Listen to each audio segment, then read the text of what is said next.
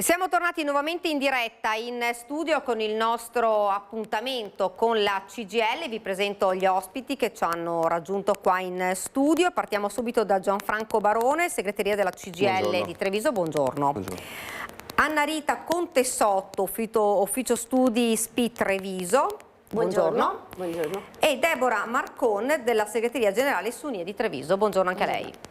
Partiamo si parlerà oggi, lo vedete nel titolo, dell'emergenza abitativa, l'abitazione. Voi avete fatto uno studio importante, si parla sempre di più di emergenza abitativa, non solo nella Marca, un po' in tutta la regione, però noi parliamo un po' della Marca.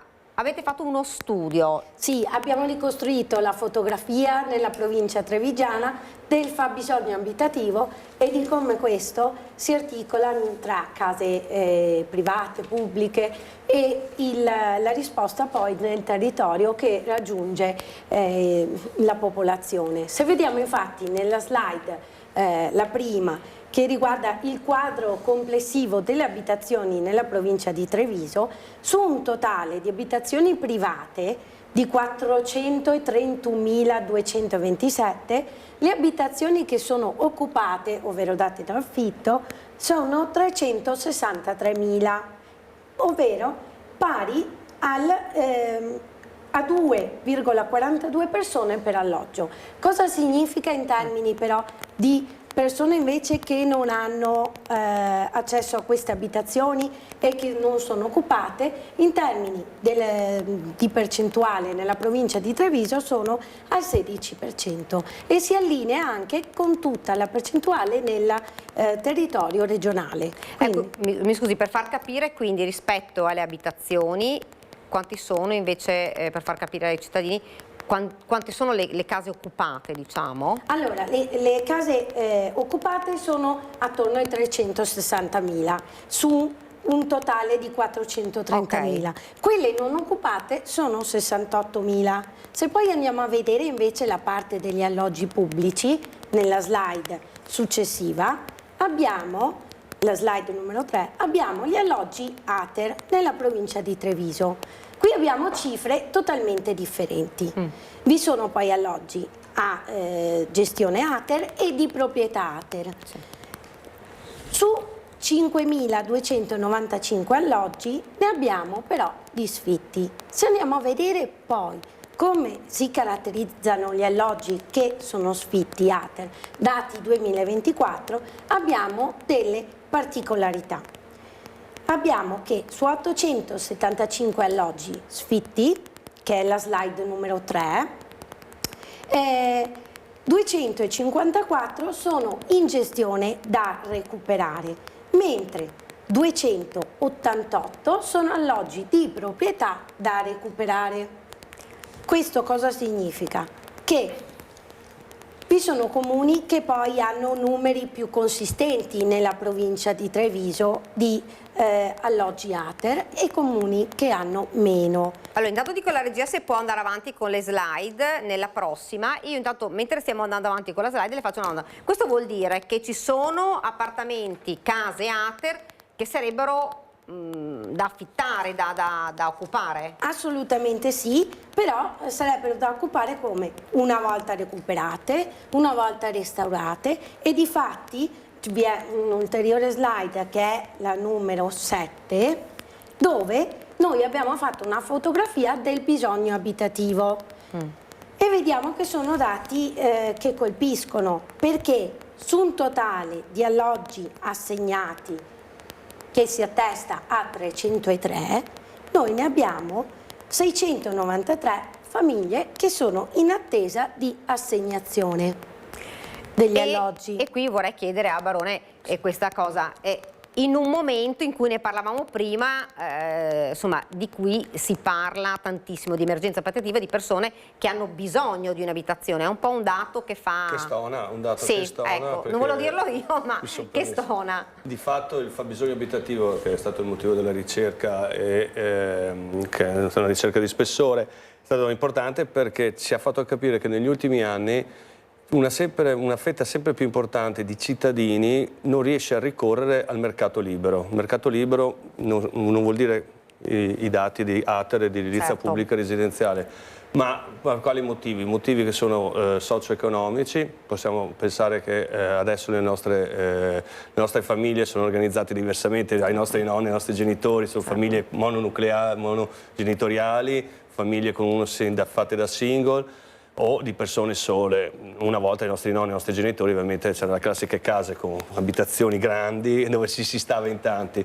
In secondo luogo, aspetti da non trascurare sono la precarizzazione del mercato del lavoro, il fatto che, e dopo lo vedremo più ampiamente, il canone di locazione delle case è aumentato a dismisura, la perdita del potere di acquisto negli ultimi anni che sono stati fatti sui salari sia dei lavoratori dipendenti ma anche dei pensionati, perché non ci sono stati gli adeguamenti all'inflazione. E altri aspetti, quali anche nella Marca Trevigiana possiamo dire che la domanda si è ridotta perché c'è anche il boom degli affitti brevi, perché la nostra provincia è bellissima e quindi tanti hanno dato gli immobili alle classiche piattaforme, Airbnb piuttosto che altre, quindi da una parte abbiamo una riduzione della domanda, scusate, al contrario, una riduzione dell'offerta, una crescita costante della domanda. E di fatto è fondamentale questa ricerca, almeno vogliamo cercare di alzare l'attenzione, perché l'edilizia residenziale pubblica è una prima risposta che ha questa fascia di cittadini, quindi è importante che le politiche abitative inizino a interessarsi seriamente. La ricerca dopo la fa vedere ampiamente anche che non è solo l'ATER, ma devono essere anche i comuni a interessarsi, la ricerca dopo le slide lo faranno vedere, perché il nostro scopo, il motivo che siamo qua, vogliamo far sì che le politiche inizino a non solo creare maggior numero di alloggi, ma cercare anche di darli a un equo canone. Certo. E quindi adesso andiamo avanti con le slide. Sì, se andiamo direttamente alla slide numero 8, che parla invece di tutta la parte di come i comuni hanno margine per investire risorse in una particolare missione della spesa sociale, che è quella per il diritto alla casa, la fotografia non è proprio positiva, perché abbiamo pochi comuni rispetto ai 94 della Marca Trevigiana, sì, che investe in questa missione, e si parlano di cifre non così consistenti da pensare ad interventi strutturali, ma più interventi tampone. Tra questa prima classifica dei comuni vediamo che Vittorio Veneto è uno di quelli che investe di più rispetto al bilancio che va inserito e contemplato dentro questa missione 12, che riguarda tutta la spesa per il sociale che un comune può disporre. Per il diritto alla casa investe 80.000. Anche Casier è uno dei comuni che investe in una percentuale più consistente, ma dopo andremo a vedere, sono sempre percentuali che non raggiungono nemmeno il 10% nella totalità dell'analisi. Però abbiamo un Casier con 72.000, Mogliano 56.000 euro, mentre il minimo di quelli che investono di più si aggira a 1.852 euro con il comune di Villorba. Però 56 comuni su 94 non hanno investimenti e voci di bilancio per il diritto alla casa. Quindi non investono nella politica della casa? Sì, non dirottano risorse. Dopo bisogna anche pensare che invece ci sono delle risorse dirottate proprio nell'edilizia residenziale pubblica, ma facendo il raffronto sono sempre i comuni che hanno i bilanci più consistenti, e quelli capoluogo come Castelfranco, Treviso, Conegliano, e sono soltanto questi in sostanza. E cosa ci dice il diritto alla casa? Sono tutti quegli interventi che riguardano i sussidi, ad esempio nel sostegno al pagamento delle bollette, certo, nel sostegno anche all'ipoteca della casa e agli interessi nell'acquisto della casa di proprietà, le spese per le assegnazioni dell'alloggio. Quindi è una delle voci che dovrebbe poi andare a tamponare o contrastare, sì, l'emergenza abitativa. Se andiamo alla slide successiva, proprio quello su cui vi accennavo prima è l'incidenza della spesa per il diritto alla casa sul totale di questa voce delle spese sociali che fanno tutti i comuni nella provincia di Treviso. Anche qui cosa emerge? Il comune capoluogo stesso per questa missione, il diritto alla casa, investe solo 0,28% del bilancio sociale per la spesa sociale, e I comuni con l'incidenza più alta sono Casier, Morgano, Pieve del Grappa, però come vedete le cifre sono molto piccole, si va da un 6,84% a un 6,25% fino all'1% di Susegana.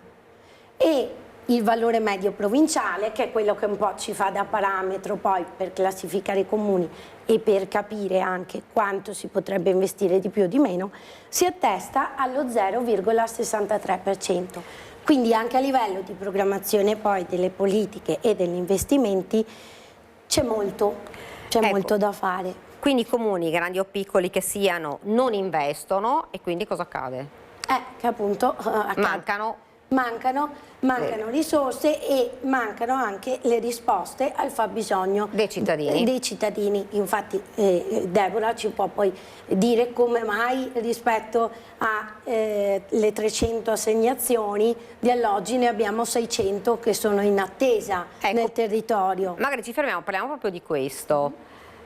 Allora, intanto consideriamo che sulla base dell'attuale legge regionale una persona può essere in attesa soltanto in una graduatoria, quindi comunque è una cifra che è destinata ad evolvere nel tempo e continua ad aumentare anche, fra virgolette, dopo poco che è stato fermato il dato. Quindi ci sono dei numeri reali che non possono essere fotografati dai numeri della ricerca, anche perché giustamente quelle sono le famiglie che hanno fatto richiesta e sono rimasti, diciamo, in attesa. In graduatoria. Molto spesso capita, lo vediamo specialmente ai nostri sportelli, che le persone non partecipano ai bandi, eppure sono in emergenza.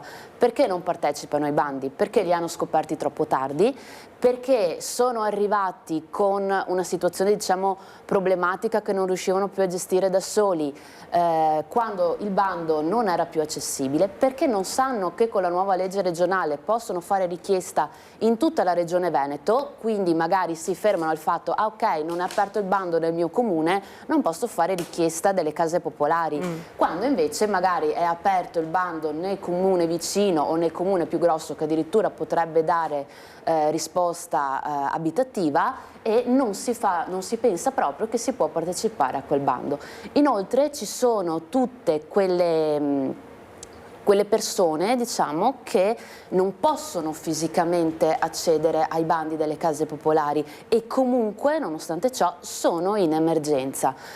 Chi sono? Ecco, mi toglieva proprio la domanda: chi è che non può accedere a queste liste, a questi bandi, però è in emergenza in realtà? Allora, fondamentalmente qual è la questione? Le case popolari sono state concepite per dare risposta alle persone che avevano bisogno, diciamo, di una mano, un momento per riassestarsi, per poter poi riprendere la loro vita e eventualmente ritornare nel libero mercato. Col tempo invece sono andate a specializzarsi, mettiamolo così, nel dare risposte ai casi davvero gravi. Quindi anche la nuova legge regionale a chi offre, fra virgolette, le case popolari, a chi ha un ISEE inferiore ai 22.000 euro. Ovviamente però adesso la crisi si è espansa a tal punto che io posso avere anche un pensionato da solo che prende un'ottima pensione, però ha la lettera di disdetta e non trova un alloggio. Posso avere un imprenditore che magari ha delle rendite anche abbastanza cospicue, subisce, comunque è nel mentre di un divorzio, una separazione o un qualsiasi tipo di problema, deve trovare un alloggio nel libero mercato, non lo trova. E sono sempre più queste persone che in realtà hanno un ISEE più alto, questo è il succo, e però non possono partecipare, e quindi non possono partecipare nonostante Esattamente. abbiano problemi. Esatto, ma non è solo una questione di ISE, perché appunto la crisi abitativa si è estesa anche a diciamo fasce di persone che noi mai avremmo pensato potessero avere difficoltà a trovare alloggi nel mercato dell'abitazione, ma anche per esempio situazioni fra virgolette particolari. Per esempio uno dei limiti giustamente dell'accesso alle case popolari è che io non posso avere un'altra abitazione a disposizione. Purtroppo in alcuni casi ci sono effettivamente delle case a disposizione della persona che magari sono fatiscenti e quelle impediscono l'accesso alla graduatoria, però attenzione anche lì molto spesso per una questione di non conoscenza di come funziona effettivamente la legge regionale, perché nel momento in cui io riesco a testimoniare grazie all'intervento del comune che quella casa è fatiscente perché magari è crollato il tetto, quindi davvero è inabitabile, ci sono dei limiti per cui è lì, è a mio nome, ma non ne posso usufruire. Tranquillamente si può poi accedere, ma la situazione è così, diciamo, complessa e non conosciuta che a meno che la persona non passi per i nostri uffici o per quelli dei colleghi, è difficile sapere tutti i dettagli, fra virgolette, della legge, effettivamente chi può accedere e chi non può. Quindi il consiglio è quello alle persone di rivolgersi agli uffici preposti e di non magari pensare che non si possa o si possa e magari lasciar perdere, perché magari si Esatto. può, basterebbe solo magari chiedere. E soprattutto non prendersi, fra virgolette, in ritardo, perché adesso appunto, come diceva bene Anna Rita, le case comunque sono poche a disposizione del pubblico.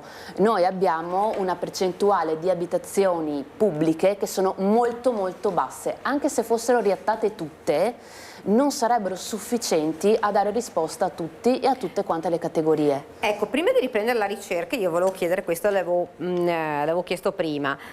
Ci sono anche molte persone che però hanno delle case che possono mettere in affitto ma non lo mettono più in affitto perché e poi con i vari problemi burocratici, se una persona magari vuole ritornare ad avere la casa non si riesce perché ci sono 1000 cavilli o una famiglia ha figli o una famiglia non ha la possibilità, insomma, e non si riesce più, o magari una persona non paga e non si può più sfrattare e diventa poi un problema non indifferente, quindi tantissime famiglie, abbiamo sentito, insomma, tengono la casa lì e non la mettono a disposizione di nessuno. Infatti c'è un problema appunto di non conoscenza che coinvolge anche i proprietari, perché per esempio noi sentiamo spesso come controparte alcuni proprietari che si lamentano, per esempio non voglio più mettere in affitto perché le tasse sono molto alte. Però magari quella persona ha fatto con il suo inquilino un contratto 4+4 a libero mercato, non sapendo che bastava, fra virgolette, andare dai sindacati preposti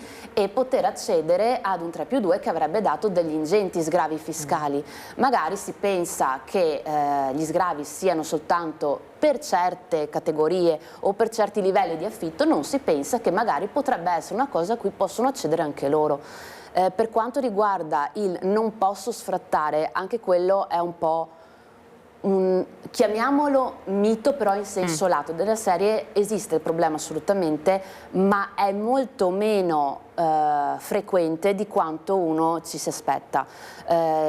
Purtroppo, cioè, nel senso, la situazione come funziona? Nel momento in cui io non pago 2 mensilità o equivalenti tali, cioè vuol dire che io non pago gli oneri condominiali per un equivalente delle mie 2 mensilità, subito il proprietario può attivare lo sfratto per morosità e alla fine dello sfratto per morosità avviene la conferma che quello diventa esecutivo, dopodiché l'ufficiale giudiziario esce 1, 2, 3 volte, solitamente alla terza volta esce con le forze dell'ordine per liberare l'appartamento. Ovviamente ci sono casi diversi in cui servono più accessi, ci sono più complicanze, ma la legge prevede che sia il comune eventualmente a dover intervenire per quelli che sono casi sociali, casi che il comune riconosce che, per cui deve essere tutelato il diritto all'abitazione.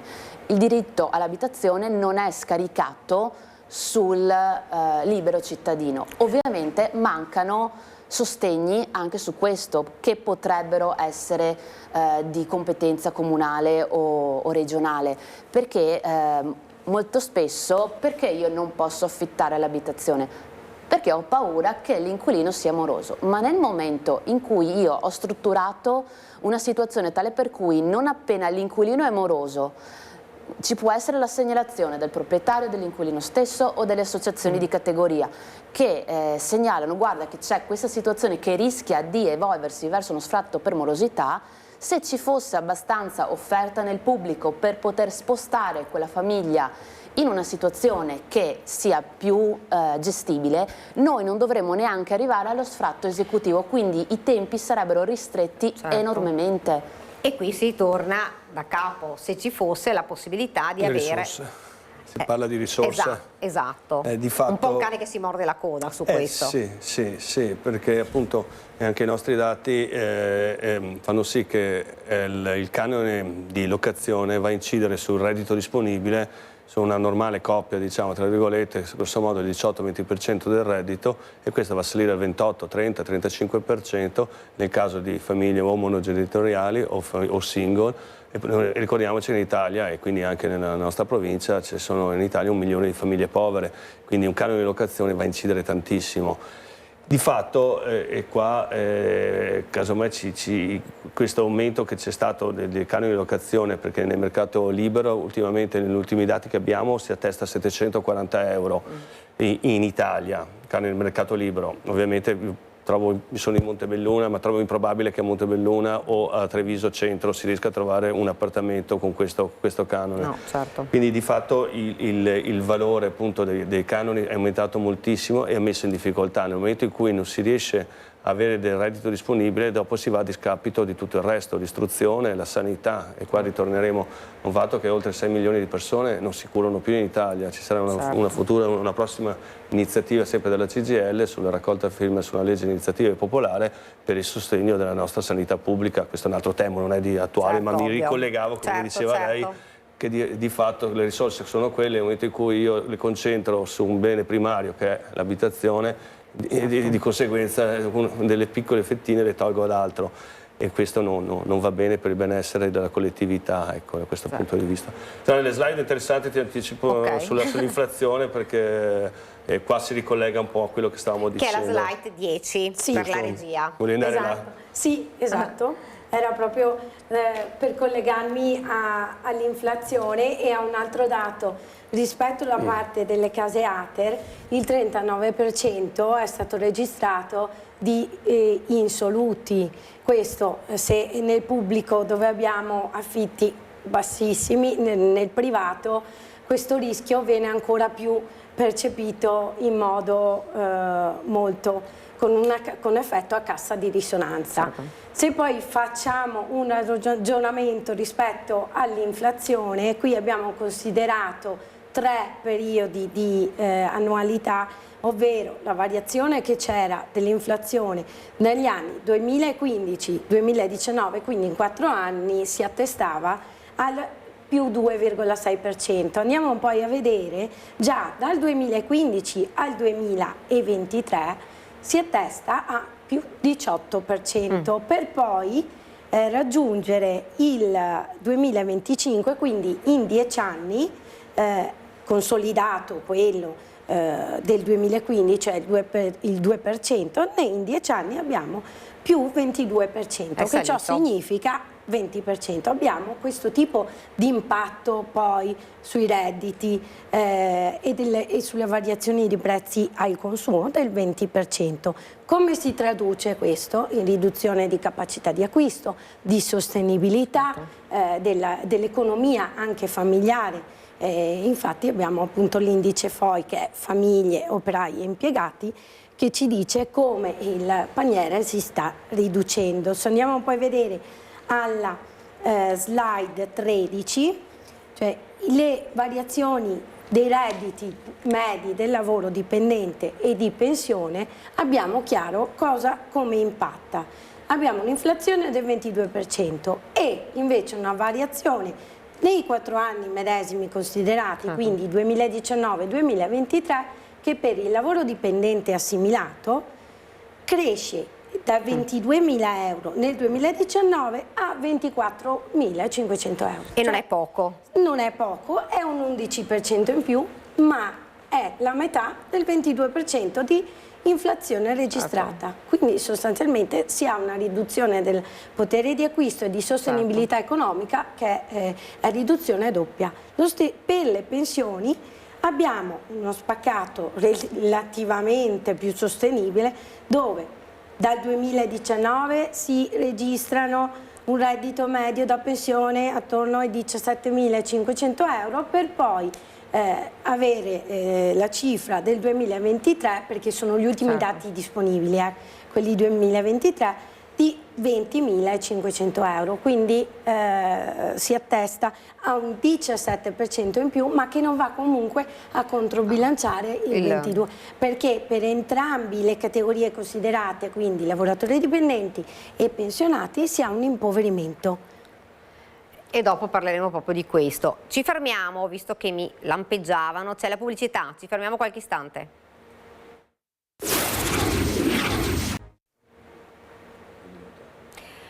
E siamo tornati nuovamente in diretta, sempre in studio, con l'appuntamento con la CGIL.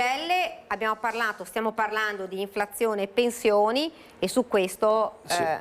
Sì, allora appunto bene le slide che evidenziano appunto negli ultimi anni, soprattutto dal 2021 al 2023, possiamo dire che è stata una crescita di grosso modo del 15-16% in termini percentuali dell'inflazione. Il problema si riflette anche sull'abitare, perché bisogna dire che ci sono anche tanti contratti di locazione che hanno l'aggiornamento Istat. Nel momento in cui di anno in anno aumenta, come è stato nel 2022, dell'8%, capite che inizia a pesare. Dall'altra parte anche per i proprietari un aumento dell'inflazione vuol dire maggiori costi di manutenzione, maggiori costi energetici, maggiori interventi anche normativi per adeguare gli appartamenti, e tutte queste azioni hanno portato in alto ovviamente i canoni. Per quanto riguarda il punto di vista dell'inflazione, diciamo che dal punto di vista dei rinnovi contrattuali non c'è stato un adeguamento pari ai termini inflazionistici. Purtroppo, adesso voglio citare 3 contratti, ma non solo perché non li ha firmati la CGIL, il contratto della sanità, il contratto della scuola, il contratto degli enti pubblici, dove alla fine della contrattazione gli importi che sono stati riconosciuti ai lavoratori sono stati veramente esigui. Si parla di 172 euro per la sanità, ma non della figura media assolutamente, della scuola 125 euro per i docenti e 115 per il personale amministrativo, gli enti pubblici siamo a 142 euro, tutti lordi. Di fatto ho voluto evidenziare questi 3 contratti perché a me ha stupito il datore di lavoro è lo Stato, di fatto è il Ministero dell'Economia e delle Finanze che deve mettere a bilancio sulla legge di stabilità, chi per essa, deve mettere le risorse per adeguare. Nel momento in cui tu, datore di lavoro, che sei lo Stato, prima di tutto non riconosci e non valorizzi la professionalità di tanti lavoratori importantissimi, e lo sappiamo, è inutile che restiamo qua io a spiegarlo. In seconda istanza stai scaricando, come sempre, a ribasso sui lavoratori e sui pensionati la spesa pubblica mal gestita. E qua ritorno al discorso di prima, la politica fa scelte come destinare le risorse. Nel momento in cui le risorse, come abbiamo detto prima anche sulla sanità, il nostro Paese destina unicamente il 6% della spesa del PIL sulla sanità, quando la media europea dei paesi più evoluti, passatemi in termini, Inghilterra, Germania, Francia, siamo sull'8, 9, 10%, è una scelta evidente. Alla stessa stregua possiamo dire anche la scelta del riarmo, le risorse sono state trovate a discapito di altre, che sono la sanità, l'edilizia, l'istruzione.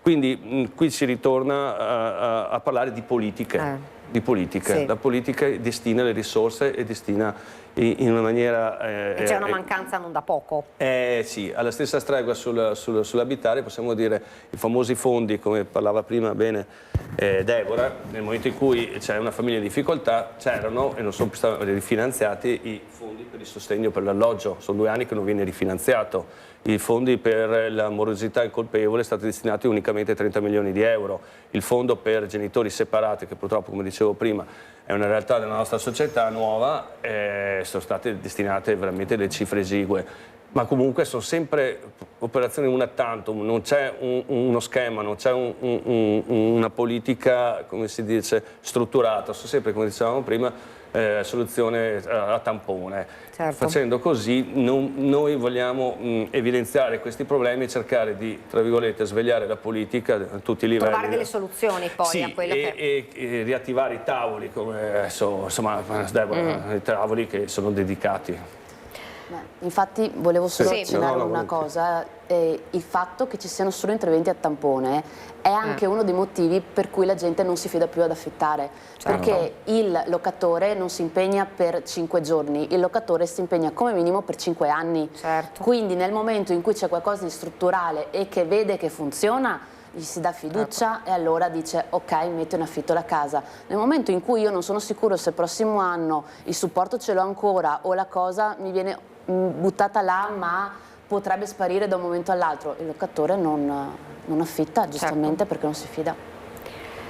Anna Rita, quindi continuiamo con lo studio. Sì, con la fotografia degli alloggi ATER nei comuni con i numeri più consistenti, e vediamo che intanto il comune capoluogo non ha case in gestione ATER e il comune che ha più alloggi è il comune di Conegliano con 278, a seguire poi Nervesa della Battaglia con 83, Silea 62, dopo abbiamo un'escalation che vede dai 50 ai 45 comuni tra Silea e Vittorio Veneto fino ad arrivare ai 10 di Monastier. Anche questo è un dato significativo. Assolutamente sì, e dall'altra parte l'altra fotografia, se andiamo a consultare la slide 5, invece per l'analisi relativa agli alloggi di proprietà ATER, vedete che c'è una fotografia totalmente differente. Il comune di Treviso ovviamente è quello che fa da capofila con 1355 alloggi di proprietà ATER. Sì. Mogliano Veneto 345, a seguire Conegliano, cioè i comuni più popolosi della provincia di Treviso come Oderzo, Vittorio Veneto, non scendono sotto i 200 alloggi per poi fino ad arrivare sempre a quell'intervallo tra i 50 e i 30 che va da Roncade ad Asolo e Cherano San Marco fino a Valdobbiadene con 26. Castelfranco invece, il comune di Castelfranco ha una realtà particolare che appunto viene gestita direttamente dal comune. Nella slide 6 possiamo avere visione di questo spaccato dove vi sono gli alloggi AEP, che è l'azienda edilizia economico popolare del comune propriamente di Castelfranco. Qui per questo non risultava nelle precedenti analisi. Qui il comune ha 338 alloggi, ma cos'è interessante? La stessa dinamica degli alloggi sfitti di cui abbiamo parlato prima nella slide della provincia di Treviso, per la parte di Treviso, qui li abbiamo per la parte di Castelfranco, dove 94 di questi alloggi come sono? Sono in fase di ristrutturazione per poi l'assegnazione o da inserire nel piano vendite. Quindi la parte comunque di tantissimi alloggi risulta sempre che deve essere soggetta a ristrutturazione, quindi ci vogliono anche investimenti in quella direzione. Lo stesso vale per le case private di cui ho analizzato prima, tante che vengono inglobate sempre nelle case potenzialmente disponibili, in realtà possono essere anche dei ruderi che vanno però restaurati e riettati, quindi ci vogliono fondi. Per questo poi vi dicevo anche prima, bisogna vedere una voce di bilancio proprio della banca dati delle amministrazioni pubbliche che va a vedere quali comuni e quanti investono nell'edilizia popolare residenziale. E questi comuni si contano su una mano perché sono 5, e tra cui Treviso che ha delle cifre consistenti come 3 milioni di euro su un totale di 5 milioni di euro a livello provinciale, quindi anche qua si evince ancora un investimento di risorse e anche di pianificazione politica che è scarsa.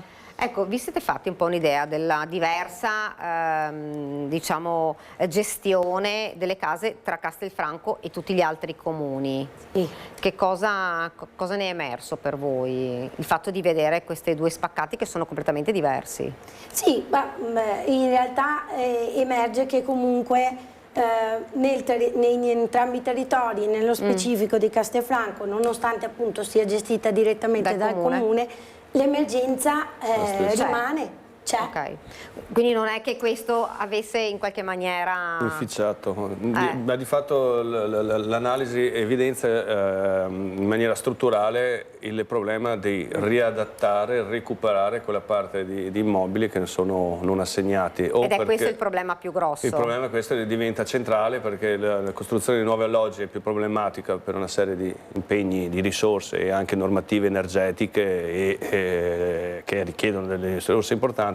Diventa, ripeto, ancora fondamentale recuperare, che sia comune o l'ATER, devono mettere trovare le risorse. Scusate se mi ripeto. È stata fatta poi una mappatura di tutte le case che si potrebbero, diciamo, sistemare, sia di edilizia pubblica sia anche privata, che magari sono lasciate così e potrebbero essere in qualche maniera... Privata non credo. Perché il problema è comunque sempre credo. anche avere le risorse poi anche da parte dei privati per sistemarle, perché comunque la crisi economica ha impattato su tutta una disponibilità altra che poteva essere dirottata anche nel ripristino dell'abitazione, ma non trova esecuzione effettiva. Diciamo che in realtà è parte della proposta che era stata lanciata dal Comune di Treviso, che però su cui non ci sono ancora, almeno non sono ancora arrivati a noi dettagli specifici, ma una delle proposte era anche effettivamente quella di copiare alcune buone pratiche che sono state provate anche in giro per l'Italia, proprio di provare a vedere se dando un supporto per la ristrutturazione al privato era possibile, fra virgolette, vincolare la reimmissione nel mercato degli affitti tali abitazioni. Purtroppo non abbiamo informazioni specifiche a riguardo, sappiamo che è una delle proposte che erano state portate avanti dal Comune di Treviso. Ovviamente anche lì, più che altro per vedere come sono state applicate nel resto della penisola, anche quella è una cosa che ha portato risultati. Bisogna fare in modo di gestirla bene, di pensarla bene con le associazioni di categoria, e qui metto in mezzo non soltanto noi come sindacati inquilini ma anche i sindacati proprietari, per capire effettivamente cosa vogliono le controparti. E di cosa hanno bisogno effettivamente come aiuto gli inquilini, che magari sono due cose che la politica non pensa da sola, e soprattutto vedere tutti quanti insieme davanti allo stesso tavolo, attorno allo stesso tavolo, per fare in modo che questi investimenti ritornino un valore equivalente. Per esempio ci sono stati dei casi dove sono stati dati del servizi, diciamo, degli aiuti molto alti, molto sostanziosi ai privati, ma il vincolo richiesto non è stato poi così ampio da poter giustificare l'aiuto che è stato dato, perché magari il vincolo era troppo basso. E questo significava che bisogna fare attenzione, perché fra virgolette al mercato non bastano 5 anni di vincolo e non basta che l'unico limite siano generalmente il canone concordato, perché ci sono canoni concordati che possono arrivare a dei massimi anche molto alti, soprattutto se parliamo di nuove ristrutturazioni. E purtroppo, come diceva anche prima Gianfranco, ci sono problemi di sostenibilità non da poco. Ormai il divario, visto che non abbiamo più avuto la scala mobile da un sacco di tempo, è estremamente ampio. Infatti i contratti di lavoro aumentano sulla base degli accordi che si portano a casa nella contrattazione dei contratti nazionali quando va bene o nei contratti dell'azienda a livello più basso, ma per quanto riguarda la mia parte di abitativo io ho degli aumenti che vanno automatici, nel senso, citato prima bene Gianfranco, l'aggiornamento Istat per chi non è in cedolare secca, però attenzione, anche i canoni agevolati, se non rinnovati alla scadenza del primo blocco di loro vita, vengono rinnovati automaticamente all'Istat, a meno che non ci mettiamo davanti a un tavolo e diciamo quest'anno concordiamo tutte le sigle insieme, proprietari, inquilini, magari anche con il supporto del comune, che non si applica l'aumento Istat, ma è un'eccezione che va fuori, fra virgolette, della regola che prevede, ok, sono scaduti 3 anni, io ho l'aumento Istat, perché giustamente i proprietari hanno i loro aumenti a cui far fronte. È un problema, sembra che non si riesca a trovare poi una soluzione, quadra. esatto, una quadra, perché ci sono problemi nel privato, ci sono problemi nel pubblico, mancano le risorse, insomma è difficile e l'emergenza continua, fra l'altro. E qui allora bisognerebbe che a tutti i livelli, parlo a livello nazionale, il tanto decantato piano casa del 2024 annunciato, di fatto è una scatola vuota, perché le risorse messe sono 600-900 milioni fino al 2030, poi ci sono altri 7 miliardi che sono fondi del PNRR più altri fondi europei che vengono ripristinati, ma già l'arco temporale di 5-6 anni e 7 miliardi in un paese come l'Italia, sappiamo che sono veramente scarse. Di fatto ci deve essere la volontà, la casa è un diritto come l'istruzione, come la sanità, è un diritto come il lavoro. E purtroppo per tanti anni non è stata data la giusta importanza e si è lasciato ai privati, e questo ha reso sì che la risposta, che pure abbiamo trattato, è una risposta importante, perché per fortuna c'è, ma è debole, non riesce a soddisfare il fabbisogno.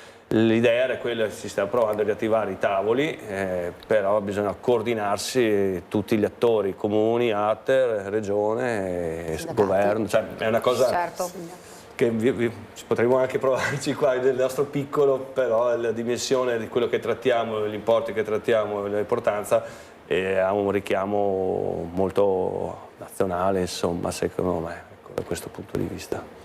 Ecco, quindi abbiamo concluso un po' questo studio, giusto?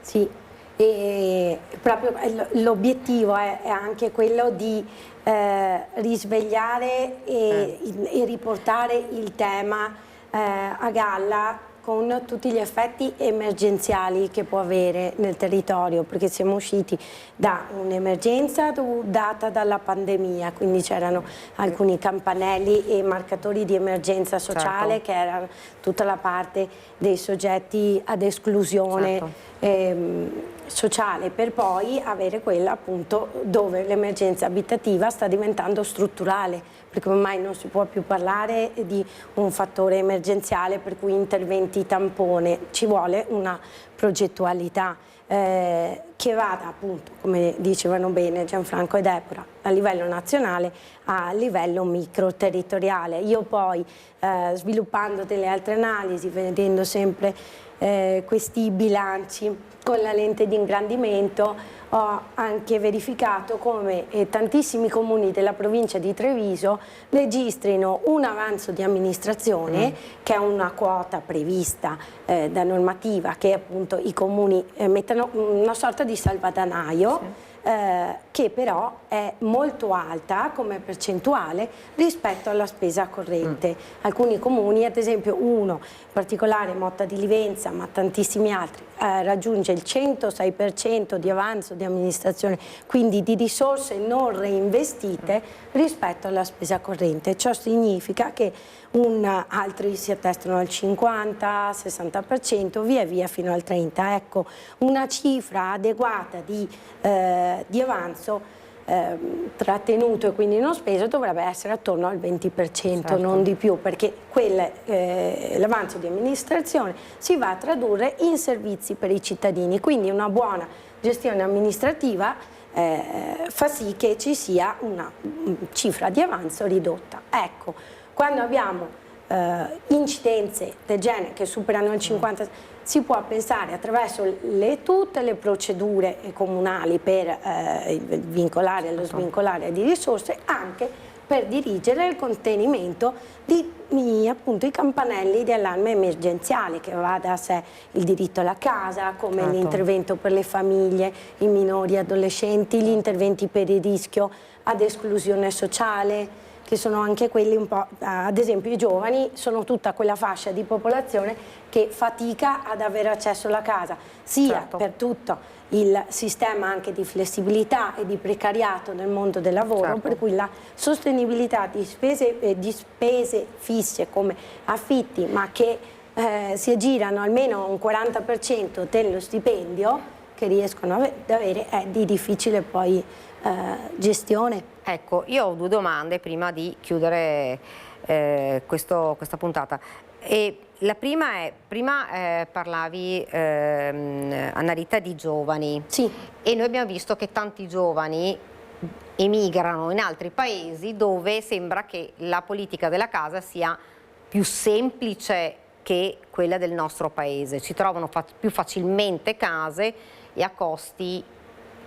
Questo sì, allora, vi diciamo risulta? Che, il nostro paese storicamente crede nel mattone, storicamente da quando siamo bambini la casa è fondamentale, in paesi anglosassoni, in altri paesi la percentuale di proprietari, mentre in Italia siamo al 78%, 80%, la percentuale è invece molto più bassa, quindi c'è la possibilità di attingere, di avere come si dice, degli appartamenti in affitto. Da noi il problema quindi c'è anche sugli stipendi, perché tanti nostri laureati che ci costano, c'è uno studio che dimostrava che ogni laureato che perdiamo ci è costato allo sistema Italia 100-150 mila euro che noi regaliamo agli altri paesi.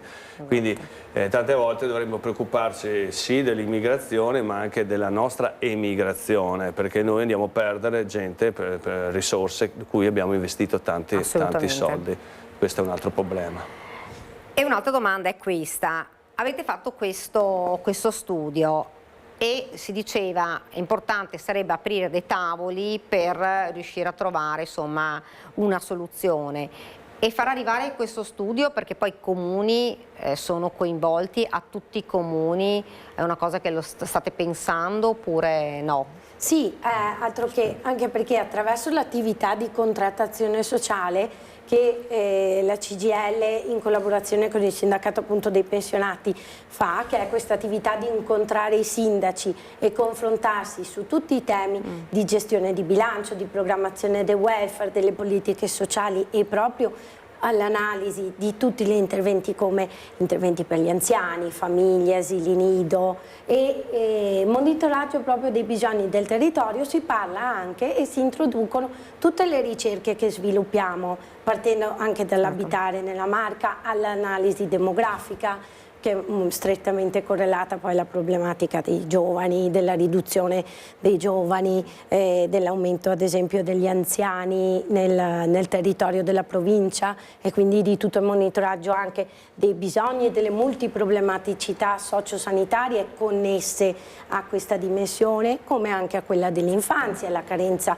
di asili nido gratuiti, perché stiamo adesso sviluppando anche tutta un'indagine dove già vediamo germogliare nello studio una carenza di strutture pubbliche, quindi accessibile, a fronte di privati asili nido con costi altissimi. Quindi sì, una prima proprio parte di confronto con le strutture comunali avviene nelle attività di contrattazione sociale, dove noi andiamo a presentare tutti questi studi e sollecitiamo le amministrazioni. Vi aspettavate un risultato, diciamo, di questo genere? Pensavate che fosse magari no, in buona salute la politica della casa? Era un po' difficile, però lo sapevamo. No, nel senso, molto spesso si parla sindacato, cosa fa, eccetera, eccetera. molto del nostro compito è incontrare le persone che hanno difficoltà, il rapporto 1 a 1 e capire quali sono i problemi. Effettivamente anche l'idea di includere in maniera più sostanziosa il problema a casa nella contrattazione territoriale, l'idea di fare lo studio viene proprio da un confronto dell'intera Camera del Lavoro in cui noi abbiamo anche segnalato le problematiche, dove anche i pensionati hanno recuperato feedback dai loro associati in cui la casa diventava un problema anche per loro. Mettendo tutto quanto insieme abbiamo, fra virgolette, unito le forze, le esperienze, quanto ognuno di noi registrava dai propri sportelli. È stata incaricata Narita di fare questo studio che ha confermato con dei dati sostanziosi quella che era, fra virgolette, la sensazione generale, e ovviamente sarà di supporto proprio per la richiesta che è stata inserita in questo giro di contrattazione territoriale di poter avere un tavolo per comune. Ovviamente è un impegno grosso per quanto riguarda anche la nostra organizzazione, perché non siamo grandi, almeno come abitativo, come Sunia, ma secondo noi è fondamentale, nonostante stiamo parlando in provincia di Treviso di 94 comuni, che non sono pochi, però è anche vero che i problemi che io posso registrare con le persone che mi arrivano da Porto Buffolè non sono i problemi registrati, almeno più che altro i problemi in realtà sono gli stessi, ma le soluzioni che io posso attivare sono diverse a Porto Buffolè, a Conegliano, a Oderzo, a Motta di Livenza, e soprattutto ci sono attori in campo che possono dare supporto, che possono essere contattati e gestiti attraverso i comuni, che sono di fondamentale importanza. Quindi è vero, è una proposta impegnativa per tutte le parti in causa, però visto quanto siamo frammentati a livello trevigiano, per poter cominciare davvero ad arrivare alle persone, per cui magari la loro realtà è limitata al loro comune di residenza, è fondamentale secondo noi un lavoro del genere, anche perché tanti comuni tante cose non le sanno, sempre parlando di conoscenze da mettere a sistema. Quindi siamo arrivati al termine. Insomma, l'obiettivo, il prossimo passo è quello di incontrare i comuni 1 a 1 per cercare, come dicevi prima tu, di svegliare un po'. Di provare a vedere se riusciamo a far destinare delle risorse anche su questi temi. Io ringrazio Gianfranco Barone per essere stato con noi, Annarita Contesotto e Deborah Marcon. Grazie davvero, è un tema che sarebbe vastissimo, ci sono 1000 sfaccettature, comunque un problema davvero grosso ed è un'emergenza non solo nella Marca purtroppo, ma anche nella Marca, un problema quello della casa. Vi ringrazio davvero. Ringrazio anche Alessandro Granziera e Marco Gagliazzo che ci hanno seguito fino qui. Vi do appuntamento per la prima edizione a domani. Grazie, arrivederci.